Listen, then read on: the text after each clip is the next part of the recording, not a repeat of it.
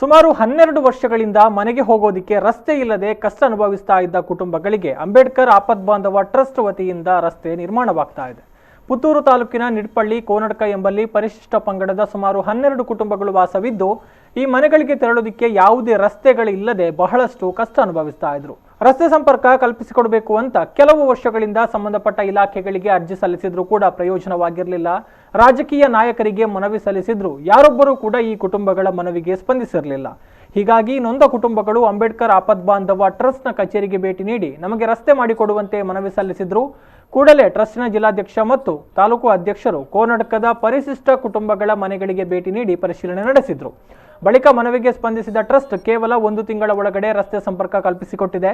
ಈ ಸಂದರ್ಭದಲ್ಲಿ ಟ್ರಸ್ಟ್ನ ಜಿಲ್ಲಾಧ್ಯಕ್ಷರಾದ ರಾಜು ಹೊಸಮಠ, ತಾಲೂಕು ಅಧ್ಯಕ್ಷರಾದ ಹೇಮಂತ್ ತಾರ್ಲಪದವು, ಗೌರವಾಧ್ಯಕ್ಷರಾದ ಸುರೇಶ್ ನಿಡ್ಪಳ್ಳಿ, ಪದಾಧಿಕಾರಿಗಳಾದ ರವಿ ಕಾರೆಕ್ಕಾಡು ಮೊದಲಾದವರು ಉಪಸ್ಥಿತರಿದ್ದರು.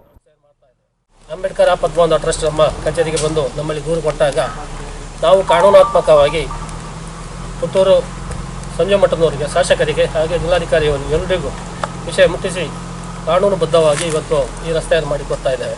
3 ಕಿಲೋಮೀಟರ್ ಇಲ್ಲಿ ಸಾಧಾರಣ ಒಂದು 12 ಮನೆಗಳು ಪರಿಶಿಷ್ಟ ಜಾತಿಯ 12 ಮನೆಗಳಿದ್ದು ಇವರಿಗೆಲ್ಲರಿಗೂ ಒಂದು ಅನುಕೂಲ ಆಗುವಂತೆ ಇದುವರೆಗೆ ಅನಾನುಕೂಲದಲ್ಲಿದ್ದು ಇನ್ನು ಮುಂದಕ್ಕೂ ಇವರಿಗೊಂದು ಅನುಕೂಲ ಆಗುವ ರೀತಿಯಲ್ಲಿ ನಾವೊಂದು ಸಂಘಟನೆಯವರು ಈ ಒಂದು ರೋಡನ್ನು ಈ ದಿನ ಮಾಡ್ತಾ ಇದ್ದೇವೆ.